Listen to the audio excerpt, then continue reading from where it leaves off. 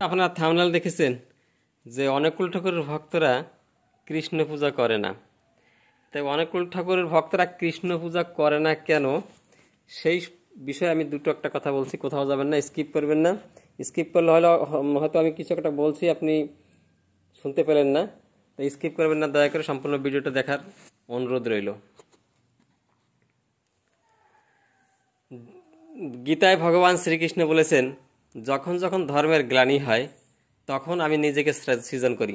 তিনি কিন্তু একবারও বলেন নাই যে আমি এই যে এসেছি আর আমি আসবো না। তিনি বলেছেন যখন যখন ধর্মের গ্লানি হয় তখন কিন্তু আমি নিজেকে সৃজন করি। কেন সৃজন করি? দুষ্কৃতিপরায়ণ ব্যক্তি যারা আছে, অসুর প্রবৃত্তির মানুষ যারা আছে, তাদের শায়েস্তা করতে বা বিনাশ করতে, এবং যারা সাধু ব্যক্তি আছে তাদের পরিত্রাণ করার জন্য আমার বারংবার আশা লাগে। একথায় গীতার জ্ঞান যোগের 7 নম্বর 8 নম্বর শ্লোকে কিন্তু তিনি বলে গেছেন। তারপর তিনি যখন আসেন তখন কিন্তু মানুষ তাকে চিনতে পারে না, সাধারণ মানুষ বলে অবজ্ঞা করে। এটাও কিন্তু গীতায় বলে দিয়েছেন তিনি, যে সাধারণ মানুষ আমাকে একদম তাদের মতো ভাবে, আমাকে ভগবান বলে মানতে চায় না। প্রতিযুগে এমনটা হয়েছে, কিন্তু এটা নতুন কথা কিছু না, প্রতিযুগে এমনটা হয়েছে। আবজানন্তিং মাংমুড়া মনুষ্যং তরুমশ্রিতম, মূঢ় ব্যক্তিরা আমাকে অবজ্ঞা করে। এই প্রতিযুগে হয়েছে।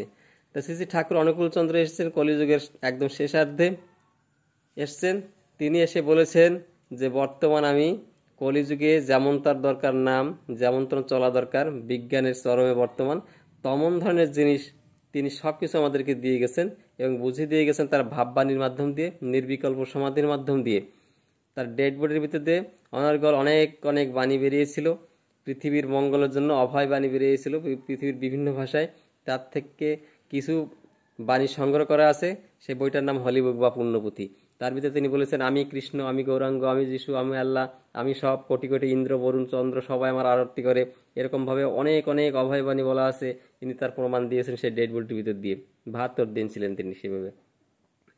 আর এ যুগে এসে তিনি প্রত্যেকটা মানুষের, চাষি হোক কি ব্যবসায়ী হোক কি চাকরিজীবী হোক, যে কর্মে সে যে লিপ্ত থাকুক না, পেশা যাই হোক না কেন, সে প্রতিটা মানুষের বাঁচার কায়দা, বাঁচার তাগিদ কিন্তু দিয়ে গেছেন, কিভাবে বাঁচবে এবং সেই সঙ্গে সাধনা জগতে একদম শীর্ষে পৌঁছাতে পারবে, সেই তুক তিনি এই যুগে দিয়ে গেছেন। তো অনুকূল ঠাকুরের ভক্ত যারা আছে তারা জানে স্বয়ং শ্রীকৃষ্ণ, তিনি যে শ্রী ঠাকুর অনুকূল চন্দ্র স্বয়ং শ্রীকৃষ্ণ, তার মানে এক অবতার। তাই শ্রীকৃষ্ণ তার মানে সেই একজনই, যখন তার ভিতরে সবকিছু আছে, 33 কোটি দেবতা সবাই আছে, তাই আলাদা করে শ্রীকৃষ্ণের পুজো কিছু করার প্রয়োজন নাই, এটাই তারা ভাবে এবং সেইভাবে তারা পূজা অর্চনা করে যায়। এক মেব দ্বিতীয়, একজন ছাড়া দুইজন নেই। প্রতি যুগে তার আবির্ভাব হয় যুগ উপযোগী ভাবে, যেমনটা দরকার তেমনভাবে তিনি নিয়ে আসেন নাম। এটাই হলো কথা। সকলে ভালো থাকবেন। ভিডিওটা অনেক লম্বা হয়েছে, পরবর্তী ভিডিও